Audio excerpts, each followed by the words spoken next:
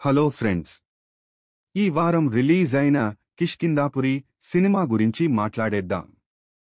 చాలా మంది ఈ మూవీకి మంచి టాక్ ఇస్తున్నారు. మరి నిజంగా సినిమా ఎలా ఉంది?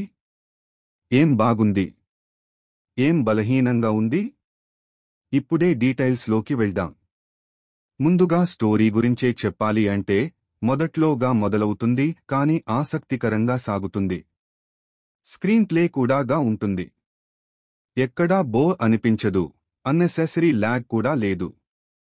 మిథోలాజికల్ టచ్ ఎలిమెంట్స్ కూడా ఇక్కడ అక్కడ కలిపి చూపించారు. ఆ ఫీల్ ఆడియన్స్ కి నచ్చుతుంది. ఈ సినిమాకి బిగ్గెస్ట్ హైలైట్ మ్యూజిక్. సాంగ్స్ ఒకవైపుగా ఉంటే బ్యాక్గ్రౌండ్ స్కోర్ మాత్రం సీన్స్ ని ఎలివేట్ చేసేలా ఉంది. ఎమోషనల్ సీన్స్, ప్రికాల్మాస్ సీన్స్ లో మ్యూజిక్ చాలా బాగా పనిచేసింది. డైరెక్టర్ చెప్పదలుచుకున్న ఫీల్ ని పర్ఫెక్ట్లీ క్యారీ చేసింది. సెకండ్ హాఫ్ లో హాస్పిటల్ సీన్, ప్రికాల్మాస్ వంటివి ఆడియన్స్ కి ఒక ఎమోషనల్ కనెక్ట్ ఇచ్చాయి.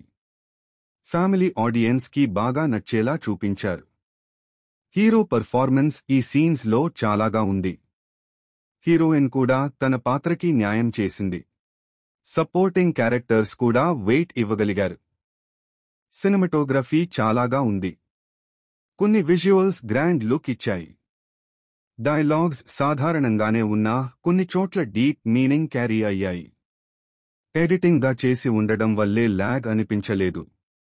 ప్రొడక్షన్ వాల్యూస్ కూడాగా ఉన్నాయి. మొత్తానికి కిష్కింధాపురి సినిమా ఒక decent watch. Emotional touch, strong music, neat screen play ఈ సినిమాని హైలైట్ చేశాయి. ఫ్యామిలీ ఆడియన్స్ కి బాగా కనెక్ట్ అయ్యేలా ఉంది. మిథోలాజికల్ టచ్, డ్రామా ఇష్టపడేవాళ్లకి ఈ సినిమా తప్పక నచ్చుతుంది.